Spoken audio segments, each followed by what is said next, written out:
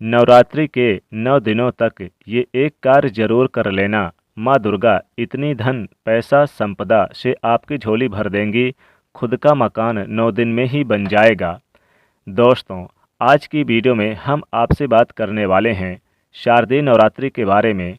शारदीय नवरात्रि साल 2022 में कब से शुरू होगी, कब समाप्त हो रही है और कलश स्थापना का शुभ मुहूर्त क्या होगा, कलश स्थापना की विधि क्या होगी, नवरात्रि में कौन से दिन हम भगवती दुर्गा के किस स्वरूप की आराधना करेंगे, अष्टमी तिथि कब होगी, नवमी तिथि कब होगी और दशहरा किस दिन मनाया जाएगा, ये सभी बातें आज हम आपसे इस वीडियो में शेयर करने वाले हैं। इसके अलावा नवरात्रि में किन बातों का हमें विशेष रूप से ध्यान रखना चाहिए, नवरात्रि में कौन से एक मंत्र का जाप हम करें जिस एकमात्र मंत्र के द्वारा हमारे जीवन के समस्त मनोकामनाएं पूर्ण हो जाएं और समस्त प्रकार की जो समस्याएं हैं उन समस्याओं से माँ भगवती दुर्गा हमें मुक्ति दिलाए। इसके लिए किस मंत्र का हमें जाप करना चाहिए, जानने के लिए वीडियो पूरा ज़रूर देखें। ये सभी बातें आज हम आपसे इस वीडियो में शेयर करने वाले हैं। लेकिन दोस्तों, आपसे रिक्वेस्ट करते हैं कि वीडियो को लाइक ज़रूर करिएगा, सभी दोस्तों के बीच शेयर कर दीजिएगा और चैनल को सब्सक्राइब करके बेल आइकन को ज़रूर दबा दीजिएगा। दोस्तों, बात करें नवरात्रि के बारे में तो शारदीय नवरात्रि अश्विनी मास के शुक्ल पक्ष की प्रतिपदा तिथि से लेकर नवमी तिथि तक मनाई जाती है। दसवीं तिथि को दशहरा होता है। दोस्तों, नवरात्रि के इन 9 दिनों में माँ भगवती दुर्गा के 9 स्वरूपों की आराधना की जाती है और माँ दुर्गा के 9 स्वरूपों की आराधना करने से जीवन की समस्त समस्याओं से छुटकारा मिलता है, समस्त प्रकार की कामनाएं पूर्ण हो जाती है। माँ दुर्गा के 9 स्वरूप, वो 9 स्वरूप कौन से हैं? प्रथमम शैलपुत्री च, द्वितीयम ब्रह्मचारिणी, तृतीयम चंद्रघंटा, चतुर्थम कुष्मांडा, पंचमम स्कंदमाता, षष्ठम कात्यायनी, सप्तम कालरात्रि, अष्टम च महागौरी, नवमम सिद्धिदात्री, नव दुर्गम प्रतीतिता यानी कि नवमी स्वरूप की माता सिद्धिदात्री के रूप में पूजे जाते हैं। तो ये 9 स्वरूप है माँ भगवती दुर्गा के, जिनकी आराधना हम नवरात्रि के 9 दिनों में करते हैं। और माँ दुर्गा की पूजा आराधना करने से जीवन में सभी प्रकार के सुखों की प्राप्ति हो जाती है। आप अगर 9 प्रकार के सुखों की प्राप्ति हो जाती है आपको, यानी कि जीवन में जो भी आपके कष्ट हैं वो सब मिट जाते हैं। दुर्गा के इन 9 दिनों में व्रत धारण करना चाहते हैं तो माता के इन 9 स्वरूपों का आप 9 दिन अलग अलग तरह के पूजन सामग्रियों से आप पूजा करें तो बहुत ही अच्छी बात है। लेकिन अगर आप शारीरिक रूप से स्वस्थ नहीं हैं, व्रत धारण नहीं कर पाते हैं, तो ऐसे में आप माँ भगवती दुर्गा की आराधना कीजिए, सुबह शाम मंत्र जाप कीजिए, पूरे दिन माँ के चरणों में अपना ध्यान लगाए रखिए और माँ से आप जो भी कामना कहेंगे वो अवश्य पूरी करेंगे। सच्चे मन से जब हम माँ की आराधना करते हैं तो व्रत करें या ना करें, सात्विकता और शुद्धता का ध्यान रखते हुए इन 9 रात्रि के दिनों में अगर हम माँ की आराधना करते हैं तो हमारी कामना माँ अवश्य पूर्ण करती है। दोस्तों, नवरात्रि के इन 9 दिनों में कुछ बहुत ज़रूरी बातों का ध्यान हमें अवश्य रखना चाहिए, चाहे हम व्रत करें या ना करें। माँ दुर्गा की कृपा चाहते हैं, माँ दुर्गा को प्रसन्न करना चाहते हैं तो हमें इन बातों का ध्यान अवश्य रखना चाहिए। जैसे कि नवरात्रि के 9 दिन में हमें पूरी तरह से शुद्धता और सात्विकता का ध्यान रखना चाहिए। किसी भी प्रकार से तामसिक चीज़ों का प्रयोग घर में ना हो, तामसिक चीज़ों का सेवन ना करें, इस बात का ध्यान रखें। तामसिक क्या होती है? लहसुन, प्याज, मांस, मदिरा, इन चीज़ों का सेवन नवरात्रि में वर्जित है, भूल से भी नहीं करना चाहिए। और किसी भी प्रकार से घर में लड़ाई झगड़ा ना हो, इस बात का ध्यान रखें। घर में वाद विवाद की स्थिति पैदा ना हो, इस बात का ध्यान रखें। घर में साफ सफाई शुद्धता का पूरा ध्यान रखना चाहिए।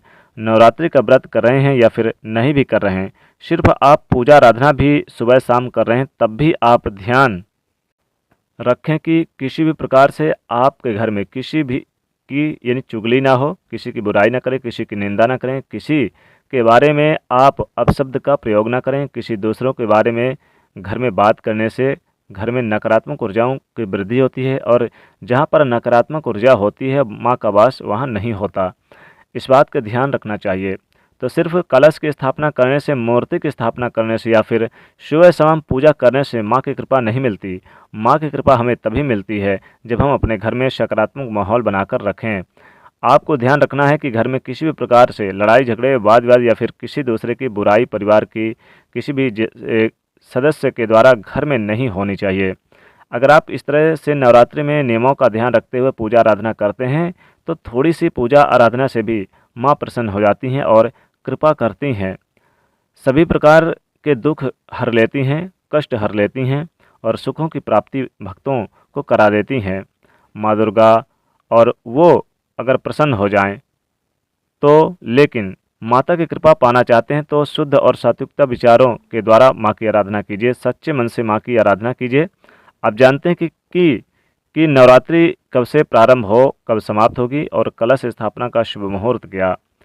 दोस्तों, शारदीय नवरात्रि यानी कि अश्विनी मास की प्रतिपदा तिथि से प्रारंभ हो रही है 26 सितंबर को, और 26 सितंबर से लेकर 4 अक्टूबर तक नवरात्रि है। 5 अक्टूबर को दशहरा मनाया जाएगा। तो इस प्रकार नवरात्रि के इस बार 9 दिन पूरे हो रहे हैं। हम जानेंगे माँ के किस स्वरूप की आराधना करेंगे। तो पहले देखिए कलश स्थापना के शुभ मुहूर्त के बारे में।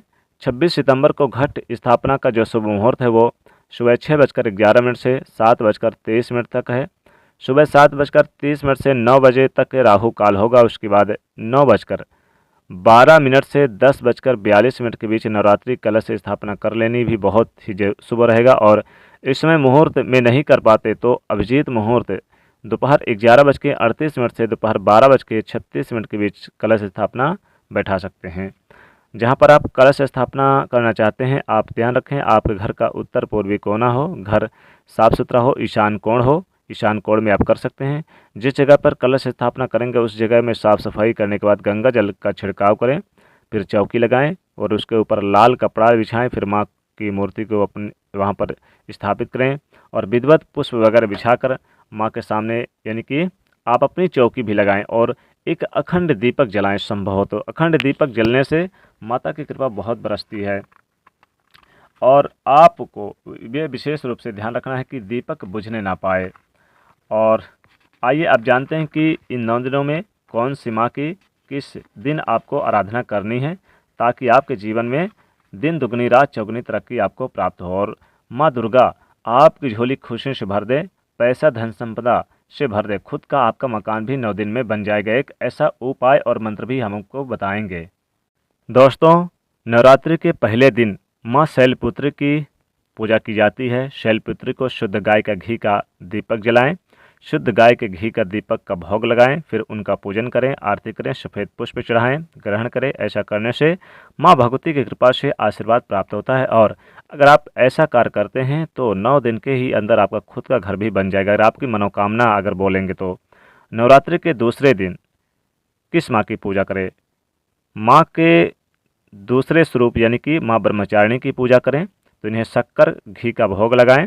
इस दिन माँ ब्रह्मचारिणी को शक्कर मिश्री का भोग लगाकर उनका पूजन करें, आरती करें। फिर उनके आरती के पश्चात इसी को प्रसाद के रूप में ग्रहण भी कर लें।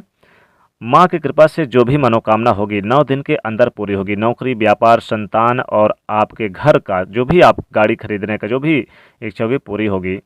तीसरे स्वरूप, तीसरे दिन, अब चूँकि पहला 26 सितंबर को माँ शैलपुत्री और 27 को माँ ब्रह्मचारिणी और 27 सितंबर को चंद्रघंटा माता का पूजन होगा, यानी कि तीसरे स्वरूप की पूजा चंद्रघंटा के रूप में होती है। तो इस दिन गाय के दूध का बनी जो मिठाइयाँ होती हैं वो उसका भोग लगाएं और साथ ही खीर का भी भोग लगा सकते हैं। आरती करें, पूजन करें और घंटा जरूर बजाएं।